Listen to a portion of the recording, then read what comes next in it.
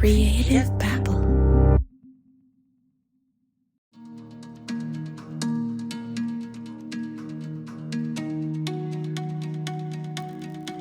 Received yesterday at 5:34 p.m. Message from phone number.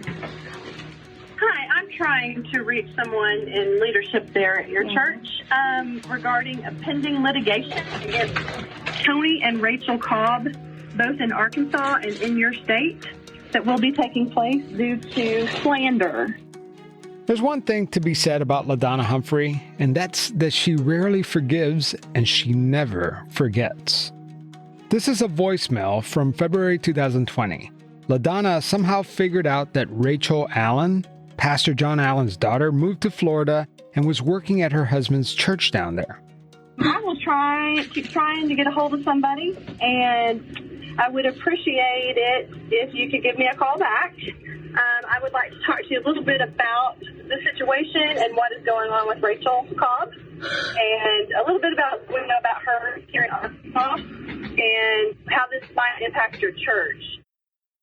You can hear Rachel sobbing in the background as she plays this voicemail. I also check out some things that she's saying and doing on social media. Just not really sure that that's the behavior of a church leadership. It's no secret that the Allen family blames LaDonna for their house fire, and for Pastor John Allen ultimately being charged for arson. It's also the Allen family that helped Anthony Christopher connect the dots between victims. So, when Rachel Allen showed up at court and the judge sentenced LaDonna to 10 days in jail, Rachel Allen became a target. Rachel says that her church received hundreds of voicemails and hundreds of emails over a 3-day period. Again, this voicemail was recorded 17 years after she was fired from Lake Hills Baptist Church and 4 years after LaDonna smeared John Allen's name in an interview with arson investigators. This is Margo Elston.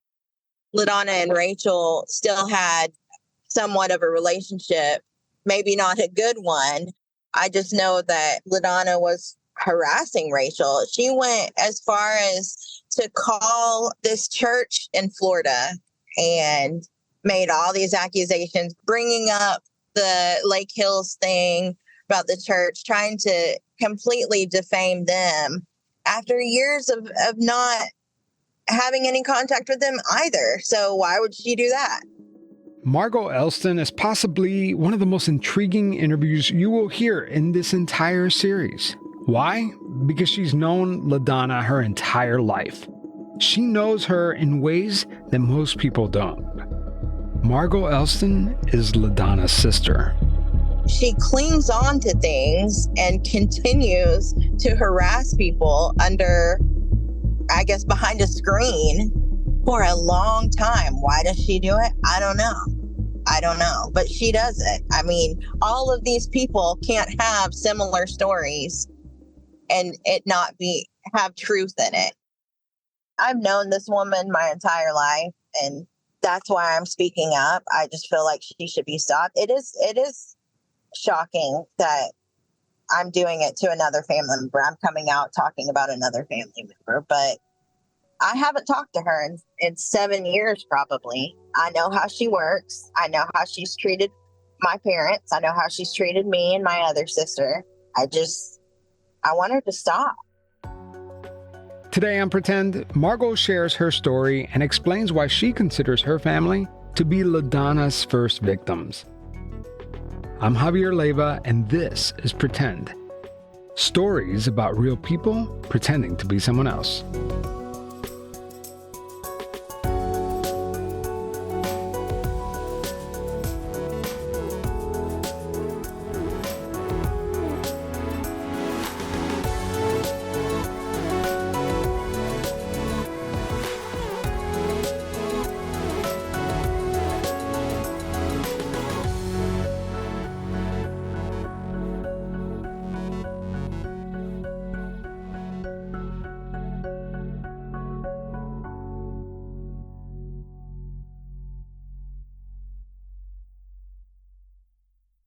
You're a podcast listener, and this is a podcast ad. Reach great listeners like yourself with podcast advertising from Lips and Ads. Choose from hundreds of top podcasts offering host endorsements, or run a reproduced ad like this one across thousands of shows to reach your target audience with Libsyn Ads. Go to libsynads.com now. That's LIBSYN ads.com.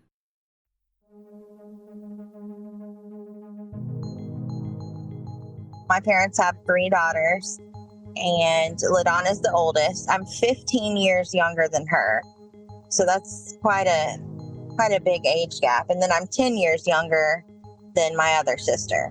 I mean, LaDonna was kind of like, it was kind of like growing up with an aunt instead of a sister, because the age gap was so big. I know she was almost like an aunt to you, but did you guys have a good relationship growing up? We did have a good relationship. I think LaDonna and my mom, they always had issues, or I'd rather say LaDonna always had issues with my mom.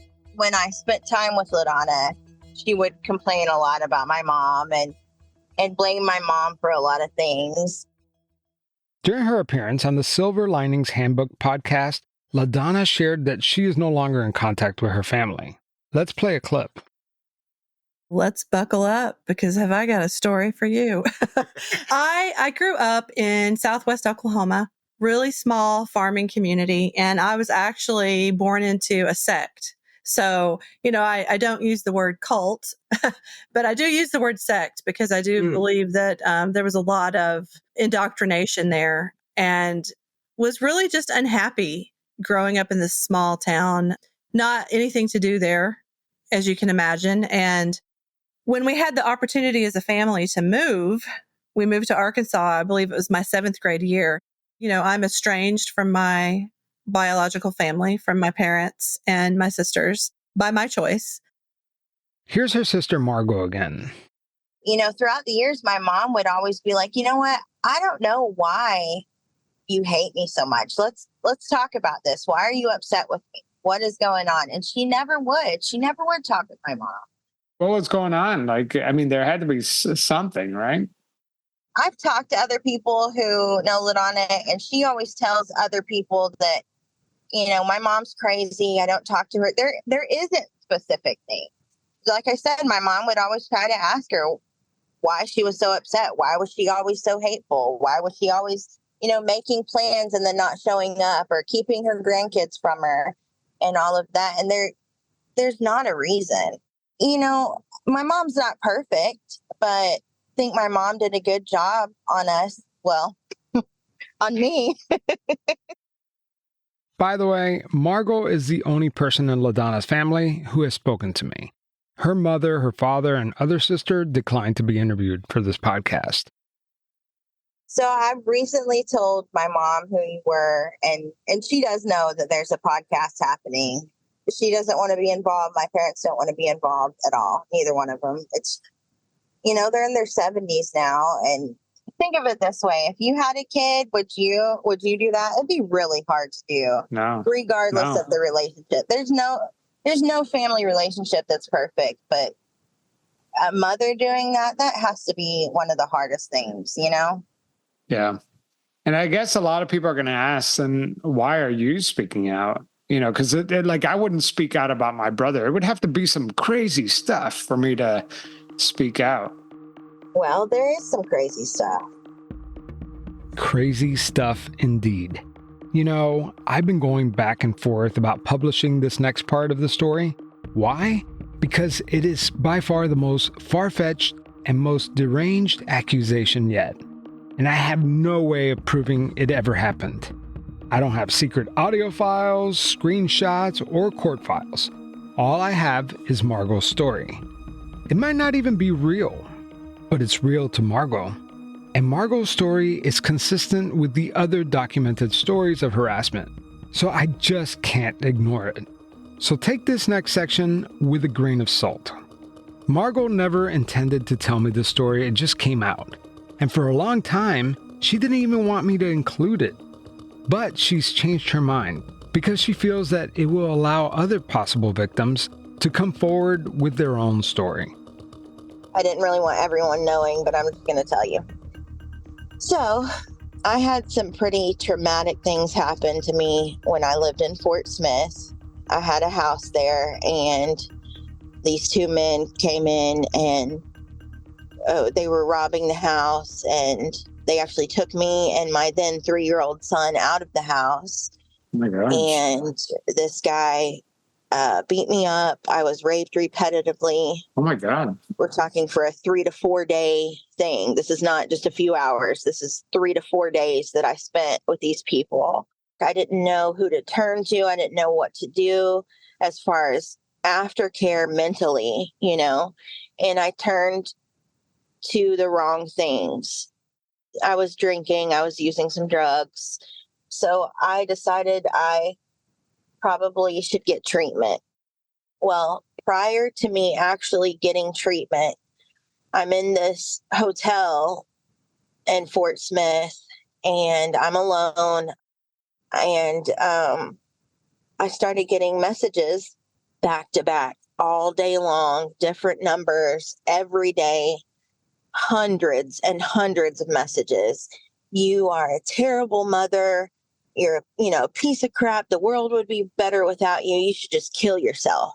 Have you decided to kill yourself yet? You could do it this way. You could do it that way. Have you done it yet? When are you going to do it? I mean, nonstop. And I was going to do it. I believed that the world would just be better without me. I mean, I was at the lowest point in my life. Margo says that she was by herself, with no one knowing where she was, and her son Cash was staying with her parents. I was in the lowest point of my life, especially with what I had went through.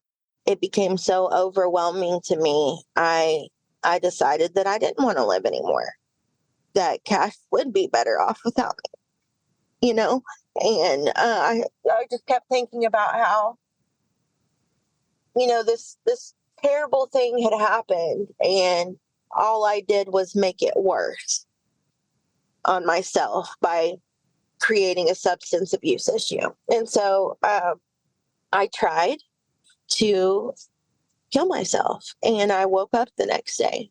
I had drank a lot. I had taken a lot of pills. And I woke up the next morning, and the only person I had texted back was this number that I still did not know who it was. And that next day when I woke up, later on, LaDonna shows up at that hotel room. I didn't even tell her what room I was in or anything. She knew where I was. It was just a very strange. Nobody knew you were at this hotel except for the person I was texting on the phone. It was an unknown number.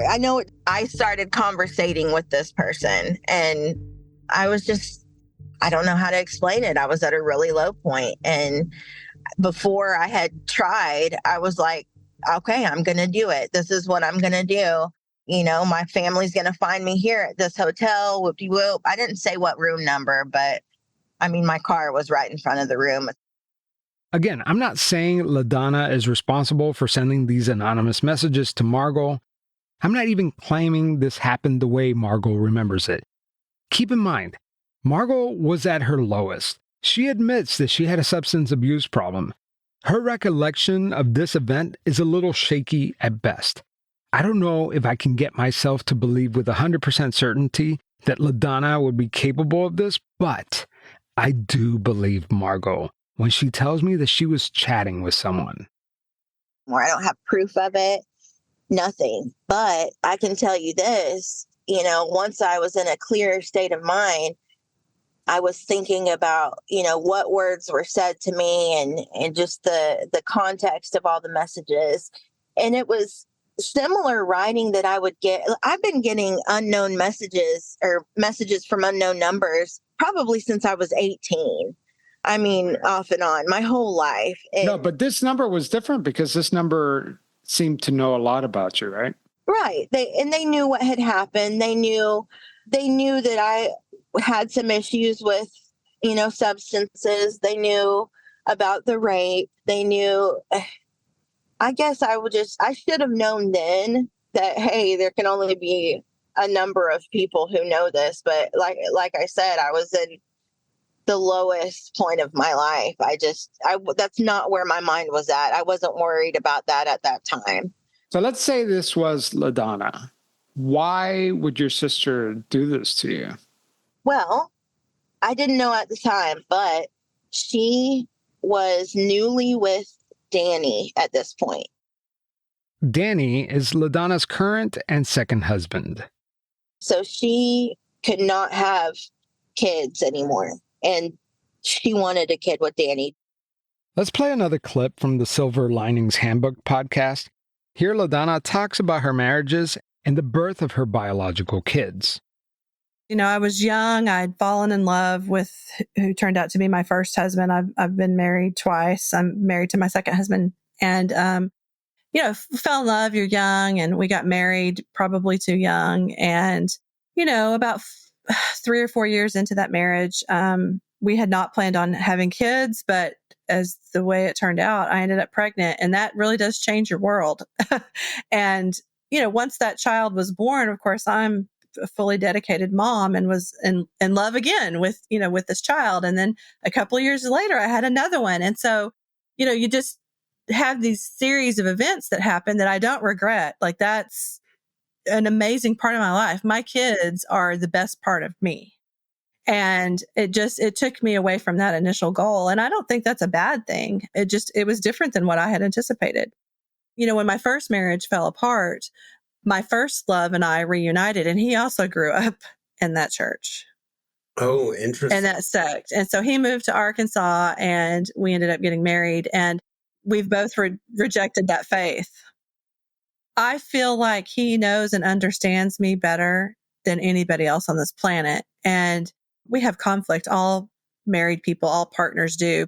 It's like any good relationship, honestly, because it's healthy conflict. Yeah, I mean, if you don't have conflict, you're really in trouble. Well, and he's married to the sassiest woman on the planet, so that's conflict in and of itself. But at the end of the day, I know he understands where I'm coming from, and I feel like at the end of the day, I understand where he's coming from as well. Let's get back to Margo's story. She had been receiving messages from a mysterious person. From her recollection, no one knew her location except this person texting her. That next day when I woke up, she showed up with Danny, and I packed up my stuff, and they drove me to the rehab facility that I spent 60 days in. Margo wondered, how did LaDonna know that she was at a motel if she only told this mysterious texter the location? It wasn't until much later that she told me she had a miscarriage because of what I put her through. Her driving me to rehab. What did you put her through? Just your situation? So it was my fault that she had a miscarriage. She didn't think she could get pregnant again. Now, while I'm in rehab, she was pressing the issue for me to sign a paper saying that Cash could stay with her, and she wanted to get it notarized. So temporary guardianship. My son's name is Cash, by the way. According to Margo, LaDonna was pushing to take custody of her son, Cash, and Margo says that she allowed it. I just knew that there were some younger kids at her house, and I thought, well, maybe my son would like to be around other kids, because he had never spent time away from me, really. My parents were like, you need to really think about what you want.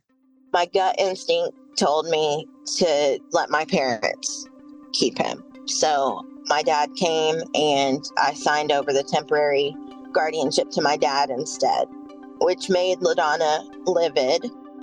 My parents and I believed that she wanted to keep Cash for her. When we return from the break, we're going to hear LaDonna's reaction to these accusations.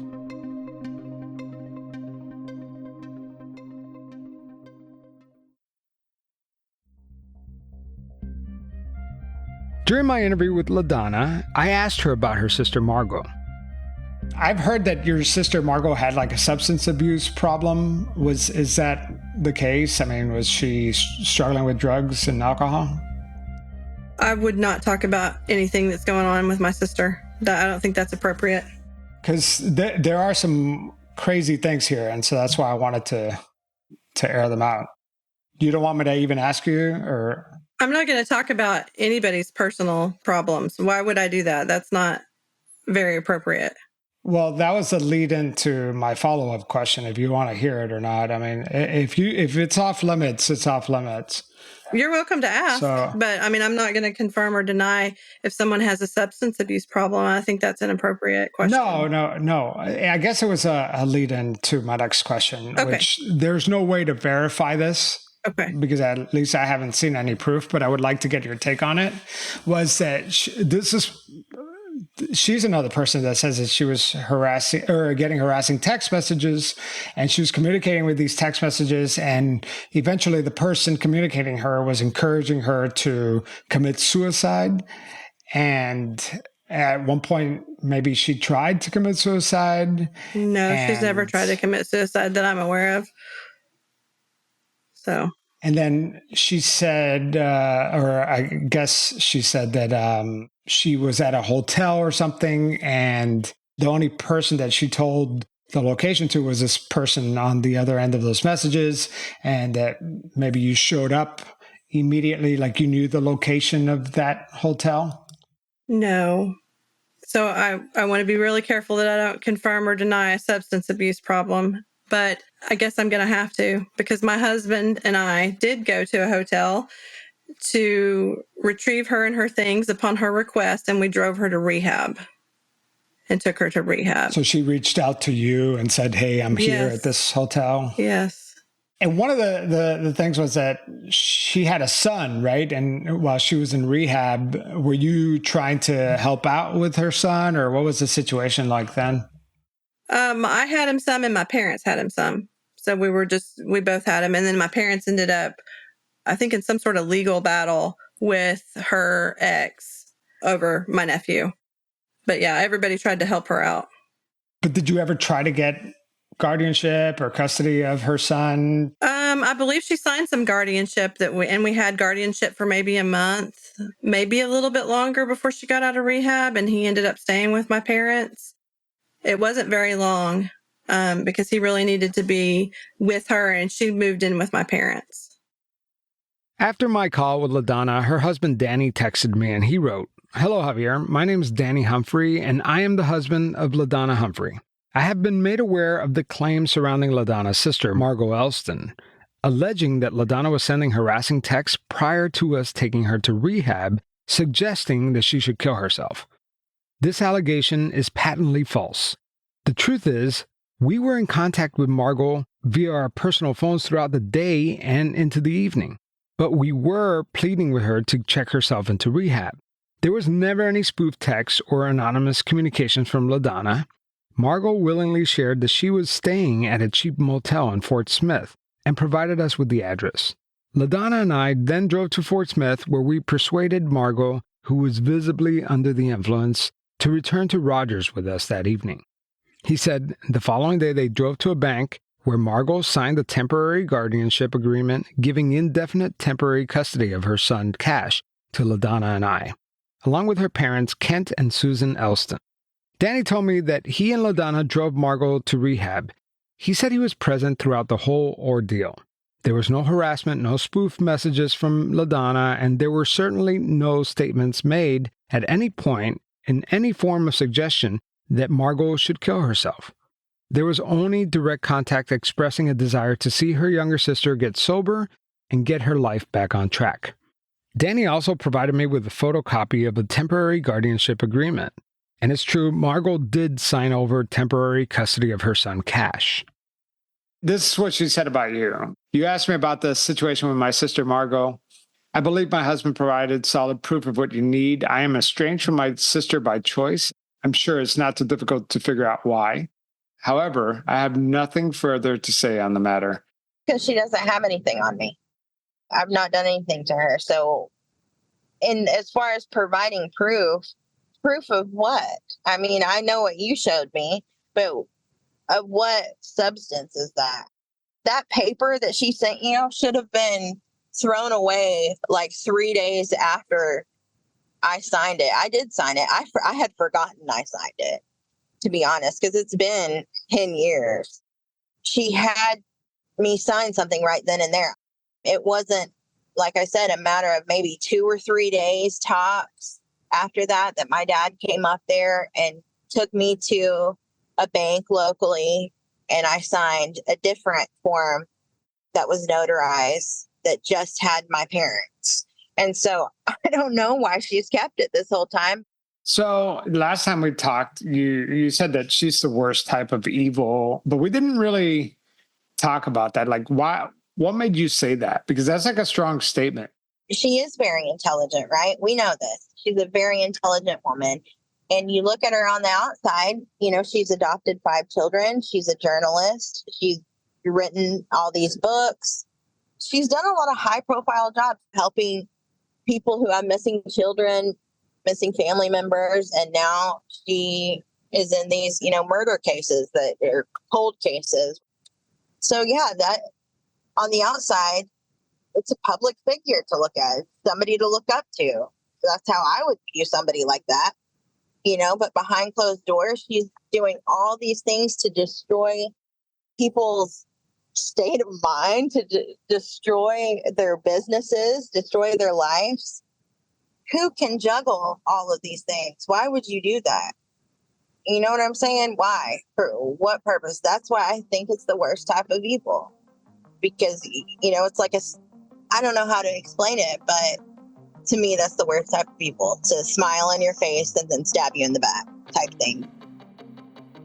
When we come back, we're going to talk more about LaDonna's past to see if it gives us any understanding about who she is today.